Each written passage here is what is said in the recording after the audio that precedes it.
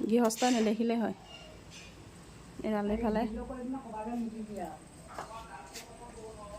এইফালে বটলটো এনেকৈ এইফালে চাওঁ এইফালে অকণমান কাটি লৈ এতিয়া হে এনেকৈ ৰছীয়ে বান্ধি লৈছে এতিয়া আম পাৰিব চাওঁ